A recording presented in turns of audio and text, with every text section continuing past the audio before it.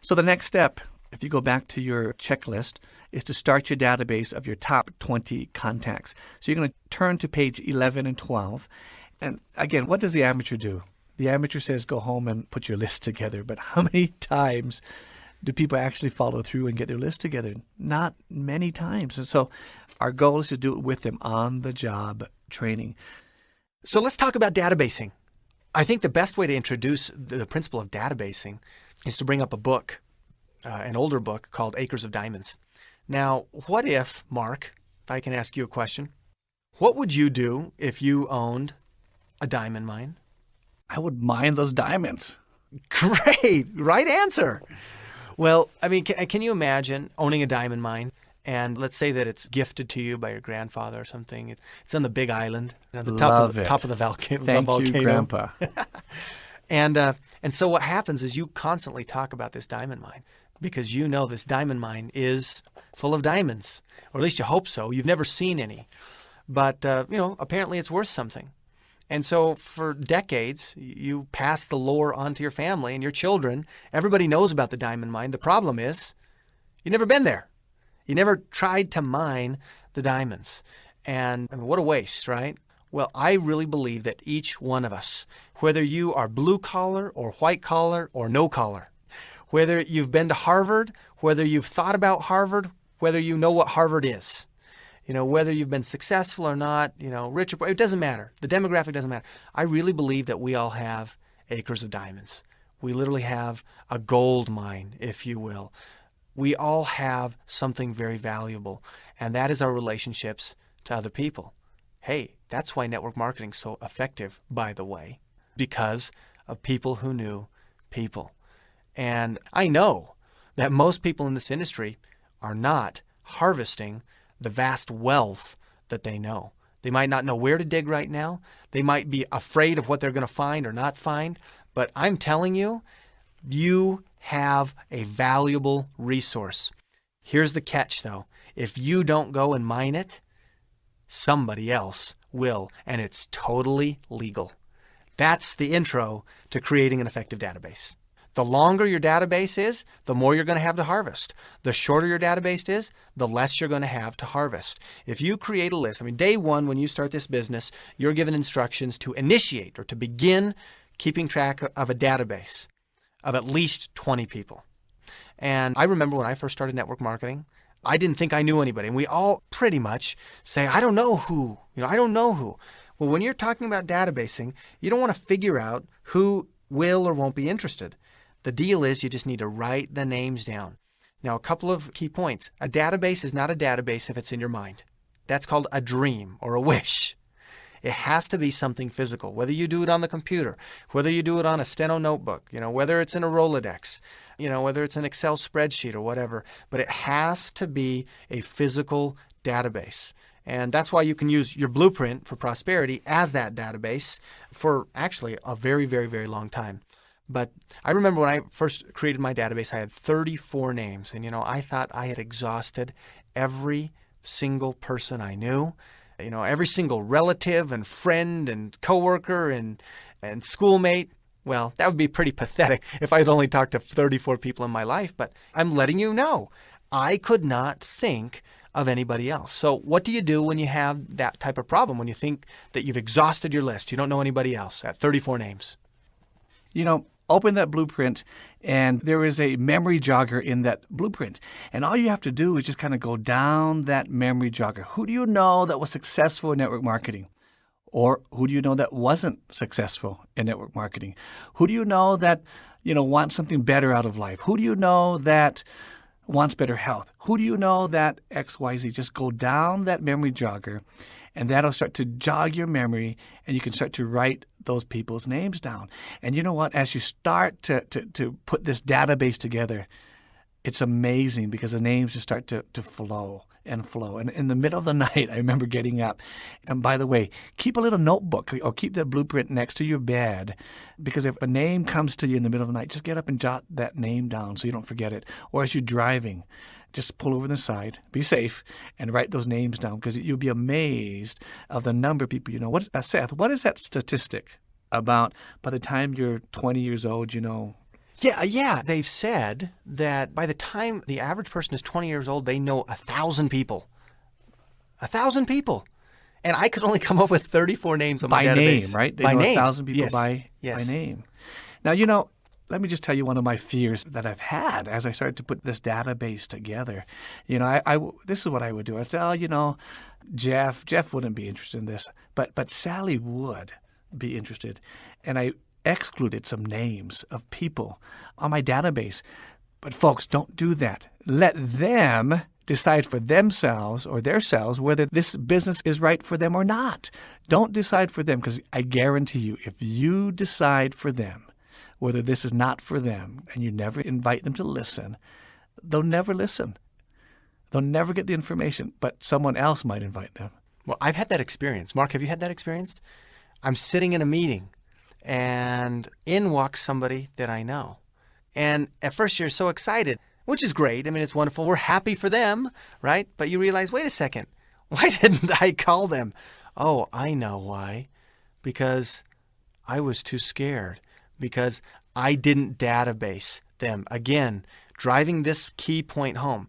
Databasing is not about deciding for anybody else. Databasing is about creating a database. And remember, we are professionals. This is all about going pro. You want to be professional in the industry. You want to be professional in LifeVantage. The professional doesn't worry about who or who won't be interested. They just keep that database. Keep this database where it belongs. And you know what? I'm going to quiz you right now, Mark. I'm going to pull out this database because I want to see if you're a professional. I want to be a professional. I'm going to test you, okay?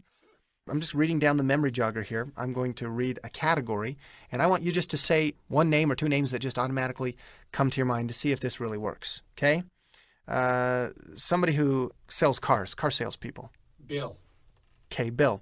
A dentist that you know. I don't know my dentist's name, but I got his face. Okay, great. Can you get a hold of him? Sure. All right. Somebody who does volunteer work. Sally. Somebody who's a member of your church. Sean. Somebody who is in the mortgage business. Craig. Okay. A friend from college. Billy. This is a tough one. Your mother-in-law.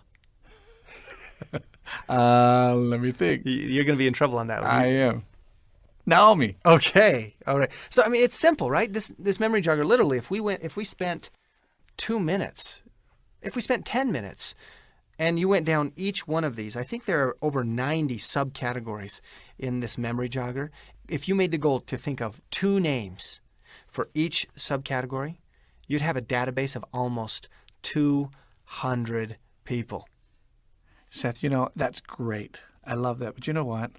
I remember when I first started this business, I was terrified. I was just terrified to even contact those people. Now, I've learned through the years, don't decide for them. But let's just get back to reality here. I have a lot of people come to us and say, but I'm afraid. I mean, how do I talk to this person? And we'll get into inviting later, but let me just share a story with you.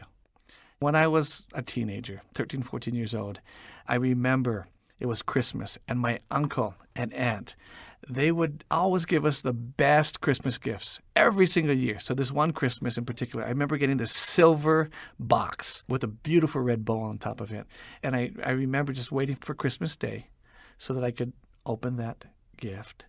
And I remember saving it as one of the last presents that I was going to open. And I got to that gift, I opened it up, and it was a watch. It was a Casio watch with some buttons on it. And I thought, a watch? Gee, thanks. I threw it on the side. That's how grateful I was, or immature at the time. But I threw it on the side because I didn't see any value in that watch. I wasn't excited about it. Well, a couple of weeks went by, and I remember picking up that watch and reading the instructions, and it was a Casio calculator watch. You remember those watches? Well, I said, this is cool. So I started to wear it.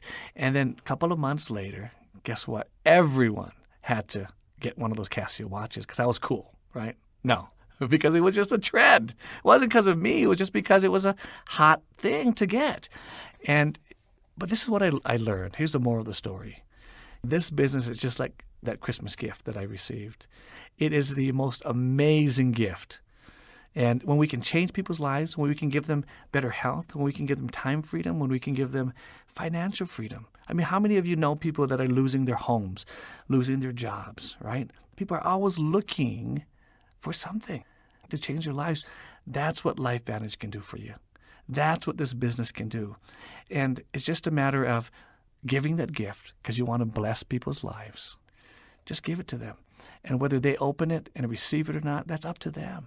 It's kind of like me. I didn't see the value in that gift. But once I saw that value, guess what? It was awesome.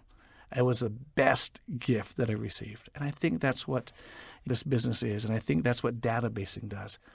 Just giving people the opportunity to list all of these people that we want to bless and giving them this present that we can bless their lives with.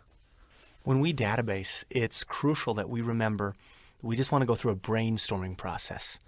And in brainstorming, if you're writing a whole bunch of ideas down on a whiteboard or a blackboard for whatever you're brainstorming about, the rule is this. There's really one cardinal rule in brainstorming, and that is there are no bad ideas. I want you to imagine a classroom of people or a boardroom of people, and you're all trying to come up with an idea. So we're brainstorming, and then somebody over in the corner, Jim, says, "Hey, what about this?" And everybody looks at Jim and says, "That's the dumbest idea in the world." And you don't even write it down. In other words, it doesn't even make the board. We just automatically rule it out and say, bad idea. What's Jim going to do for the rest of the meeting? Sit there. Are you going to get any other ideas out of Jim? Probably not. Why? Because we broke the cardinal rule of brainstorming, which is there are no bad ideas. There are no bad names on the list. We may choose not to contact some of them, but there are no bad names. And I think our brains creatively work the same way. If I think of somebody and I'm about to write it down and then I overthink the process and say, they probably wouldn't be interested. Well, guess what? That section of my brain might just turn down. And because I don't list my Aunt Karen, I might also forget my Aunt Sherry and that entire side of the family because I shut myself down. There are no bad ideas in brainstorming. There are no bad names in databasing. So the next step, here's the takeaway. Here's the to-do. Pause this CD. Pause this audio. Take out your blueprint and start to write down your names in your database. Take a few minutes and remember, keep brainstorming, keep writing those names down. It's the most amazing gift that we can give them. Bless people's lives.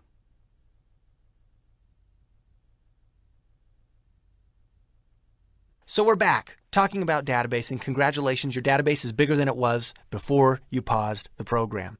I want to leave you with a story, a true story about databasing of a very young man in this industry, and I know it to be true. Here's the story. There was an individual by the name, and I've changed the names of this story to protect the innocent or the guilty. Let's just say there's a man by the name of John, and John was not interested in network marketing, but somehow he found himself involved in a network marketing company a number of years ago. And he enrolled, and John continued to bug his brother, who happened to be John's twin. And we'll just say his name was Jim. So we've got John and Jim. And they were involved in this network marketing company. And, they went through, I think, many of the principles that we're talking about, making a list, talking to people, et cetera, et cetera. And they had in mind one gentleman. Let's just call his name Ken. And they thought that they'd talk to Ken, and they were good friends. In fact, their families would vacation together. They'd known each other for years. They were friends of the family. But for whatever reason, John and Jim decided not to call Ken. Perhaps because Ken was successful in business. Perhaps because he was, a retired multimillionaire. Whatever the story was, at the end, they just decided not to database him, right? He was not an option. And so time went by. And then into that same company joined a woman by the name of Jane. And Jane happened to know this same man, Ken. So what do you think? One day she said, I think I need to call Ken. But I don't know if Ken's name made it to an actual database. Remember, we talked about databasing. It has to be physical. If it's in your mind, if you think about databasing somebody's name and you don't, then it's just a dream. You always need to write it down. So whatever. Jane didn't write Ken's name down or didn't call him for sure. And so another 6 months went by, and then there was a young man who was 26 years old who got involved in that same company. And he started to make a list of people, a database, and started to talk to people. And one day he got the bright idea. He said, wait a second, I should talk to my friend Ken. You see, Ken hadn't even made the list again. Now, why is it that this man, Ken, is being left off of everybody's database? Well, I don't know the answer. And you don't know. As Jim Rohn says, don't sign up for that class. The point of the matter is, nobody had written his name down. Well, finally, this young man gets the bright idea and says, I'm going to call Ken. And so the name goes on the database. And what that led to was a conversation between this young man and Ken. And the interesting thing is that Ken said, you know what? I'm actually looking for a network marketing company. I've been looking for the last year and a half for a network marketing company that I can join, because I believe that network marketing is the best way to truly help people and change their lives. And I might not need it financially, but I've always wanted to do this. And so that young green leaf, if you will, that young man in the business enrolled Ken, and they proceeded to build a business that did millions and millions and millions and millions and tens of millions of dollars in business, in revenue, and those guys made a lot of money. Well, I happen to know for a fact, because I was that young man who made that call to this man that we're calling Ken. I happen to know that because of that one contact in this industry, I was able to earn in excess of $1 million in commission. And I call this the $4 million story. And the reason it's a $4 million story is because although I might have made $1 million, Jane and Jim and John, each of them respectively lost that same $1 million.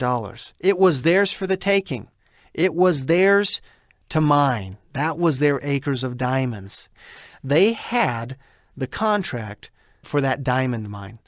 But for whatever reason, and frankly, the reason is irrelevant, the result was they didn't seek out the valuables and they never took home the reward. That's a $4 million story. Make sure that that does not happen to you. Add to your database every single day.